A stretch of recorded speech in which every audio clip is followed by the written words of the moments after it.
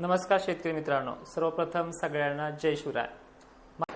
मला एक म्हणायचंय, जर खरंच सप्टेंबर ऑक्टोबर एवढा भयानक आहे, त्यानंतर अंदाज तुमचे बदलू नका, हे माझे तुम्हाला आव्हान असेल। तुम्ही बदलूच नका। सप्टेंबरच्या कालखंडामध्ये एवढी तूट असणार आहे किंवा ऑगस्ट ऑक्टोबरमध्ये तेवढी तूट असणार आहे। पहिले तुम्हाला जे माझे व्ह्यूअर्स आहेत, फॉलोअर्स आहेत किंवा सबस्क्रायबर आहेत, त्यांना एक विनंती आहे, इथून पुढे माझ्या अंदाजावरती शेती करू नका। तुम्हाला मी सरळ सरळ हा सल्ला देतोय, कारण की मी जे गोष्टी ऑब्झर्व करतोय सध्या आणि ह्या गोष्टीवरती मी बोलणार आहे, त्या गोष्टी लक्षपूर्वक ऐकण्याचा प्रयत्न करा। सध्या पश्चिमी वाऱ्यामुळे जे लो प्रेशर बंगालच्या उपसागरात सातत्यानं बनत चालले, त्याचा फक्त मार्ग जो आहे तो एमपी मध्ये वळलेला आहे आणि एमपी मध्ये मागच्या आठवड्यापासून सातत्यानं 1-2 लो प्रेशर चांगल्या पद्धतीनं एमपी राज्यामध्ये पाऊस बरसवत आहेत। ज्या दिवशी हे वारे कमी होतील, त्या बनलेल्या लो प्रेशरला महाराष्ट्राकडे कल येण्यासाठी एक चांगली पोषक परिस्थिती निर्माण होऊ शकते। सध्या जर आपण पाहिलं, ऑगस्टचा हा जो काही आठवडा आहे, जो आता 22 तारखेपासून स्टार्टअप होतोय, या 22 तारखेपासून आणि जवळपास 23-24 पासून गरमीच्या लेवलमध्ये थोडी वाढ होताना दिसते। त्यामुळे हे जे काही तुरळक ठिकाणी पडणारे सटकारे आहेत, त्या कालखंडापासून थोडी अजूनही विदर्भाच्या, खानदेशच्या आणि मराठवाड्याच्या काही बहुतांश भागांमध्ये थोडा दिलासा देऊ शकते।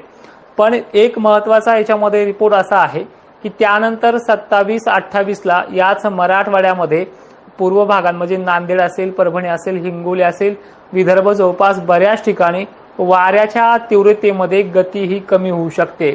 मग त्यानुसार हळूहळू 4-5 दिवसामध्ये ही गती कमी झाली की जे एमपी कडे जाणारे लो प्रेशर्स आहेत, जे वारंवार मागच्या 2-3 आठवड्यापासून तिकडे प्रभाव टाकतायत, त्यामुळे एमपी आणि इकडे वरच्या जे भोपाळ असेल, जबलपूर असेल, झारखंड असेल, तिकडे हा जो काही पाऊस पडतोय, त्या पावसाकडे जो काही सध्या वातावरणाचा कल आहे, त्यानंतर 2-3 सप्टेंबर पासून तो कल महाराष्ट्राकडे प्रभाव होणार आहे। पहिल्याच सप्टेंबरच्या आठवड्यामध्ये तो एक चांगला, अपेक्षेपेक्षा थोडा बरा का होईना बदल तो होईल। त्याबद्दल तेवढ्या दिलासादायक किंवा तेवढ्या खात्रीशीर किंवा तेवढी गॅरंटी मी याच्यामध्ये इन्व्हॉल्व करत नाही, कारण की वातावरण फाकल्याच्या नंतर येणारे अंदाज आणि पाऊस सुरू झाला की ते येणाऱ्या अंदाजामध्ये खूप तफावत आहे। विषय डिग्रीचा जो म्हणतोय, डिग्रीची भाषा, याला कुठली डिग्री दिली देवाने हे मला माहीतच नाहीये। आणि डिग्रीवाल्याने आज धाराशिवला, हे लक्षात घ्या, डिग्रीवाल्यांनी आज धाराशिवला, बीडला, जालन्याला, परभणीला, लातूरला येलो अलर्ट दिला होता। येलो अलर्ट आजच्या 19 ऑगस्टला डिग्रीवाल्यांनीच येलो अलर्ट दिला होता। तो अलर्ट कुठे गेलाय? त्यामुळे मी तुम्हाला थोडंसं मागे घेऊन जातो, एक 4-5 आठवड्या अगोदर 8 तारखेपासून ते 15 जुलैपर्यंत सुद्धा सुपर अल्निनोचे मॅसेज, सुपरच्या बातम्या खूप मोठ्या प्रमाणामध्ये चालल्या होत्या। मी ह्या गोष्टी मान्य करतोय की सुपर अल्निनो नाही म्हणून नाहीये, आहे सुपर अल्निनो, पण सध्या अर्ध्या भारतावरती त्याचा प्रभाव पडला आणि अर्ध्या भारतावरती नाहीये। म्हणजे एमपी पासून राजस्थानपर्यंत, गुजरातपर्यंत आणि वरच्या झारखंड वगैरे भागामध्ये सुपर अल्निनोचा इफेक्ट नाहीये, अर्ध्या भागावरती इफेक्ट आहे। मग ह्या महाराष्ट्राचा इफेक्ट पुढे चालून पावसामध्ये बदल होणारच नाही का, असं सुद्धा या गोष्टीचं गाफील ठेवण्याचं काम चाललं जातंय। पण मी तुम्हाला सुरुवातीला सांगितलं ह्या व्हिडिओच्या की माझ्या अंदाजावरती शेती करू नका, हे तुम्हाला मी ठाम सांगण्याचा प्रयत्न करतोय, कारण की मी सुद्धा काही दिवस याच वाऱ्यावरती अनेकांना सोडण्याचा प्रयत्न करतोय। सगळ्यात महत्त्वाचे अजून एक सांगतो की बऱ्याच शेतकऱ्यांना माझे अंदाज आवडतात, तर तुम्हाला माझे अंदाज आवडत असतील तर लाईक करा, कारण की बऱ्याच शेतकऱ्यांपर्यंत ते मेसेज पोहोचतो। ठीक आहे, परिस्थिती किचकट आहे, या परिस्थितीमध्ये साथ देण्याची गरज आहे। सध्या महाराष्ट्रामध्ये असे काही भाग आहेत की आभाळाच्या सावलीनं आणि आभाळाच्या वातावरणानं पीक 4 दिवस 8 दिवस तक धरू शकतात, अशी परिस्थिती अनेक भागांमध्ये आहे। पण अशा भागामध्ये परिस्थिती सुद्धा मला पाहायला मिळते की सध्या पिकं वाळण्याच्या मार्गावरती आहे। 20% 25% सुद्धा ही अद्याप कंडिशन पाहायला मिळते। पण याकडे माझं दुर्लक्ष नाही असं नाहीये। जर स्कायमेटचे रिपोर्ट आलेत की 1972 सारखी कंडिशन उद्भवू शकते, IMDचा सेम रिपोर्ट आहे, मग ह्या स्कायमेटच्या आणि IMDच्या रिपोर्टकडे शासन झोपलंय का? कृत्रिम पावसासाठी सध्या 80 मायक्रॉन एवढी व्याप्ती असणारे, स्केल असणारे ढगांच्या ज्या काही फळ्या आहेत त्या सरळ सरळ उठत आहेत आणि अजूनही त्या कायमस्वरूपी उठत राहतील जे ढग उठत आहे त्या ढगांवरती क्लाउड सीडिंगचा प्रयोग सहज शक्य आहे. 80 मायक्रॉन एवढी जाते.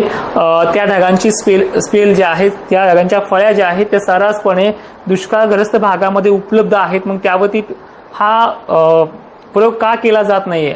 मग मला एक म्हणायचं, ज्यावेळेस जुलैच्या दुसऱ्या आठवड्यामध्ये तो एक गॅप होता, त्यावेळेसही विचार नाही केला, त्यावेळेसही सुपर एल्निनोचे रिपोर्ट दिले होते. त्यानंतर पुढील काळामध्ये सुद्धा म्हणजे आताच्या काळामध्ये 18-19 जे वातावरण फाकत चाललंय, यामध्ये ढगांचे स्पेल देखील वाढत चालले. मग यावरती सुपर एल्निनोच्या काळात सुद्धा तुम्ही कुठला निर्णय घेताय? किंवा हे स्कायमेटचे रिपोर्ट किंवा IMDचे रिपोर्ट सांगतात की खरंच एवढी भयानक परिस्थिती आणि तसं दिसतंय सुद्धा. मग यावरती सरकार निर्णय का घेत नाही? आणि आपण त्यांना, मला जसं कमेंटमध्ये सांगते तुम्ही सुपर एल्निनोमुळे दुष्काळ पडणार हे मान्य करा, मग त्यानंतर पुढे हे का होत नाहीये? आणि विशेषतः ही माहिती तुम्ही इतरही शेतकऱ्यांपर्यंत पोहोचण्याचं काम करा. 2 वर्षापासून या चॅनलवरती काम करतोय, तर ह्या चॅनलचे 100K सबस्क्रायबर पूर्ण करण्याचे मी आज वैयक्तिक तुम्हाला बोलतो आहे, ते आपल्याला करायचे आहेत. ठीक आहे, आता या काळातली परिस्थिती कशी राहील याबद्दल 2 मिनिट नजर टाकूयात आणि याबद्दल आपण जे बोललोय याबद्दल देखील नक्कीच दखल घेण्यात यावी. कृत्रिम पावसाबाबत आणि दुष्काळ जाहीर करण्याबाबत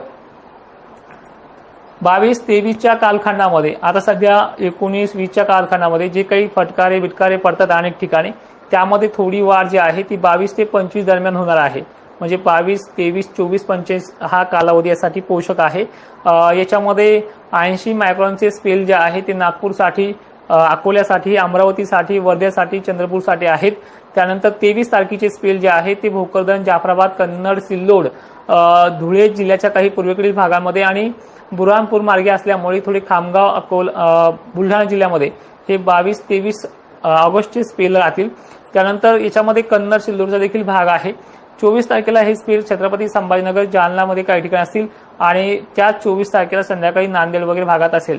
25 तारखेला ह्या ढगांच्या गर्दीमध्ये आणखीन दुप्पट वाढ होईल, म्हणजे थोडी गरमीची लेवल्स वाढणार आहे.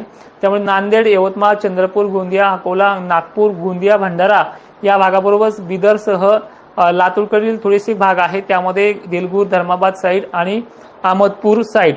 ठीक आहे, अहमदपूर बरोबर गंगाखेड, परळी वैजनाथ, पाथरी, परभणी हा बाकी भाग आहे. बाकी उर्वरित महाराष्ट्रासाठी एक शॉर्ट व्हिडिओ बनवूयात. पण यामध्ये एक मात्र नक्की आहे की सध्या हे वातावरण बदलणारच नाही का? पूर्ण 2-3 महिने कोडे जातील का? येणार काळ तो स्पष्ट करणार आहे. पण तुम्ही सर्वांनी जी माझी हिंमत तोडली निगेटिव्ह कमेंट करून, त्या हिमतीला आता पुन्हा मला दुजोरा द्यायचा नाहीये. आणि पुन्हा मी वारंवार सांगतो, कुठल्याही चॅनलवरती माझे व्हिडिओ असतील तर इग्नोर करा, अनफॉलो करा. जिथे जिथे असतील तुम्ही सबस्क्रायबर ते पण अनफॉलो करून टाका. या लोकांच्या स्वाधीन तुम्हाला मी आता करतोय. माहिती शेवटपर्यंत पाहणाऱ्या शेतकऱ्यांचे धन्यवाद आणि ही माहिती सर्व शेतकऱ्यांना पाठवण्याचा प्रयत्न करा. जय शिवराय.